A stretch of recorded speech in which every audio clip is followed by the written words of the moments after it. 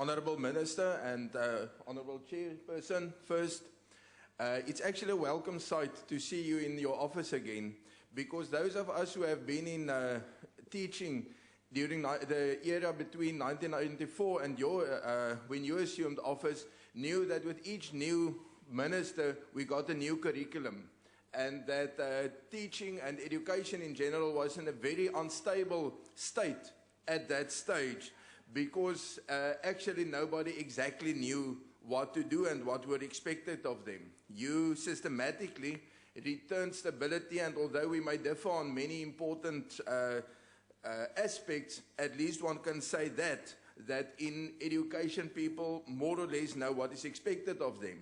That is to say, when we work with professional teachers. Now, there is an artificial distinction which people make between education for qualification for the economy and education as a forming activity. That, of course, is a false distinction, because even the most forming educational exercise also generates the characteristics which are necessary for economic success, and the other way around.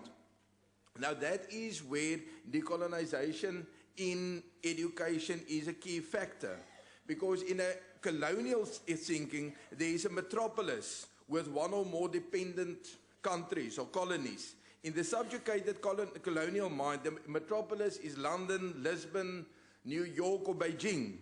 That is the center of the world, where my place is regarded as a distant corner of the globe.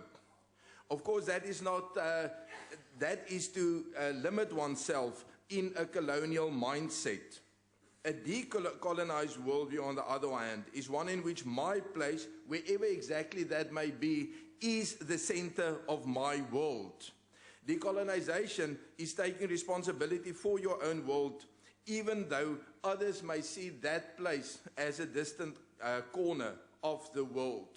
Now, decolonizing education has everything to do with economic success, because the decolonized mind integrates him or herself with science and the world of knowledge, which is confronted in the world of work, and can interact with that in a very direct way.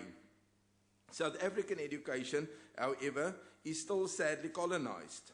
It is increasingly, and I'm very glad about what you told us today about the development of African language and the guarantee of mother tongue education. But until now, South African education is increasingly offered in only one language, in English.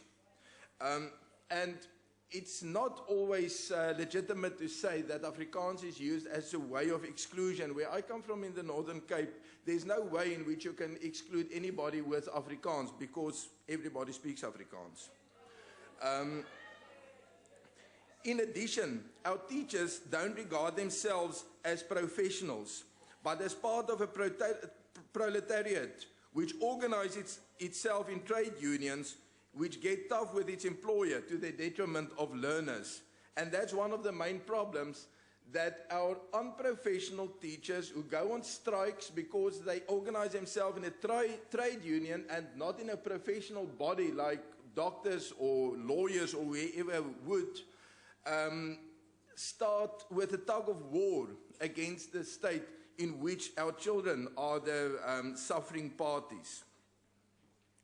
Now, Honourable Chair, it's Mr. Chair at the moment, I don't know what happens at my back, and Honourable Minister, Afrikaans children are colonized by subjecting them to a narrative in which their own past is only occasionally mentioned, and then consequently to vilify them.